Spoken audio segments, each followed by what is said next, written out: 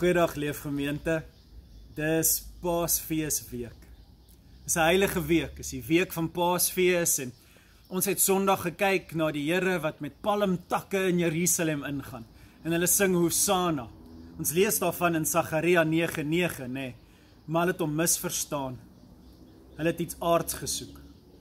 Ons het Maandag gesien hoe hy met soveel hartseer, trane in Jerusalem ingaan en almal uitjaag, want geld en geld maak is alwaaroor hulle omgegee het en een het gedink hy's belangriker as die ander en die Here maak die kerk skoon en ons lees dit aan die einde van Sagaria, die heel laaste paar versies, hoe die Here sê, elke pot sal bruikbaar wees en geen handelaar sal meer in die kerk wees nie. Nou vandag is Dinsdag. Vandag vier ons in hierdie Paasfeesweek waar Jesus op pad terug is Jerusalem toe.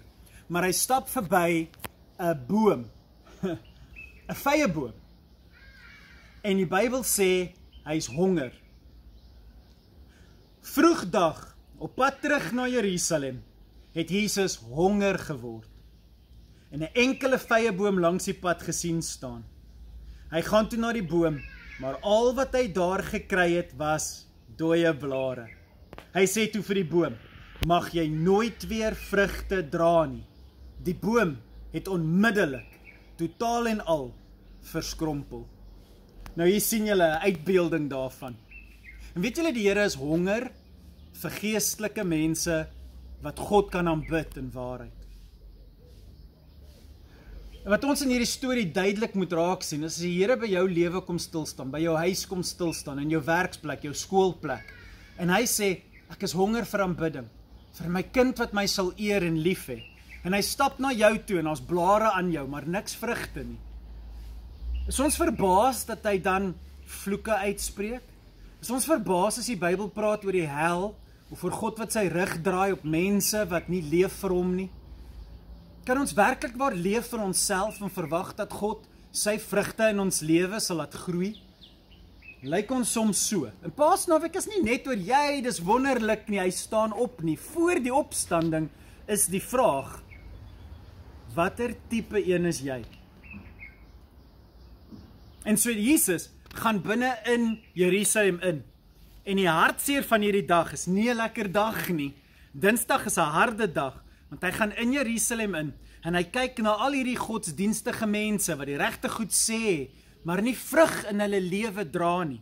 En hy kom na hulle toe hier in Matteus 23 en hy sê, ellende wag vir julle, want julle blokkeer die koninkryk van God vir mense. Julle gaan self nie daarin nie en boonop verhinder julle die wat probeer om in te gaan. Dink aan hoe erg daai woorde is.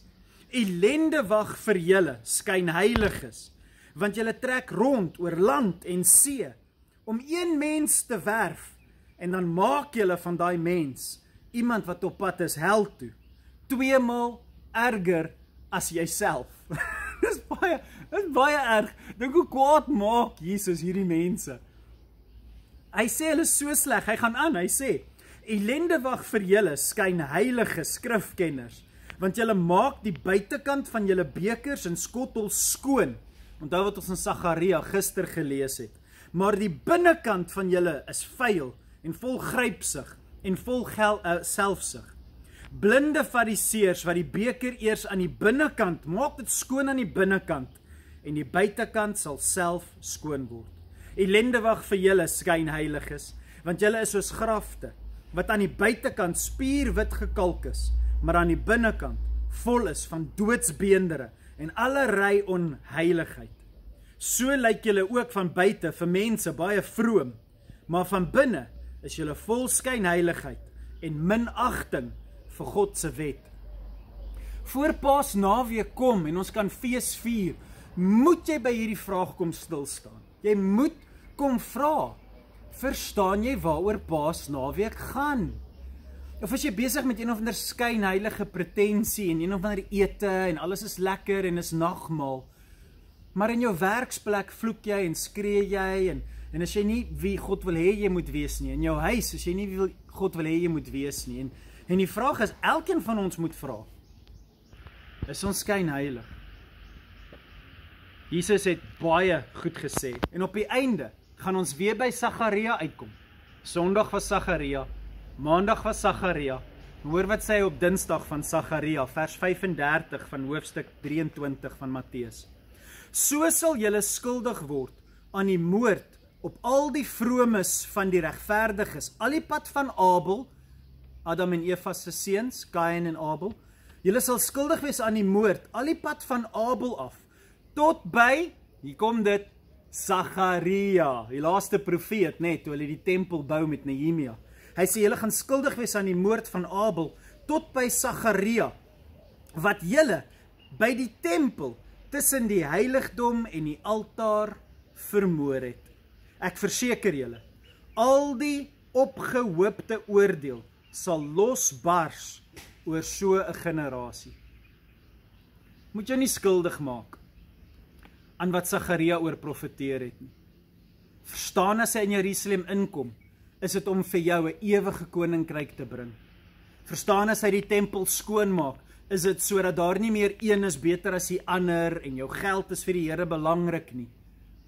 En verstaan, as hy begin preek en hy begin sekere mense sleg sê, dat jy jou nie skuldig maak aan die moord van mense wat probeer om jou beter te maak en jou te help om te leef vir die Here nie. Paasnaweek kom, maak seker, die week van Paasfees is vir jou belangrik.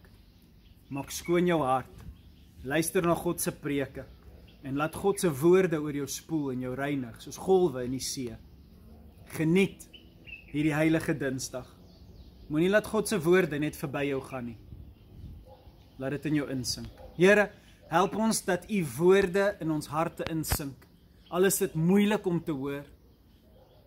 Al sê u vir ons is dooie takke en het nie vrugte nie. Here, help ons dat ons nie net sal sê, ag bly stil Here, kruisig hom nie. Maar dat u woorde, al is dit vir ons bitter in ons maag, laat dit vir ons heuning om ons lippe sal wees.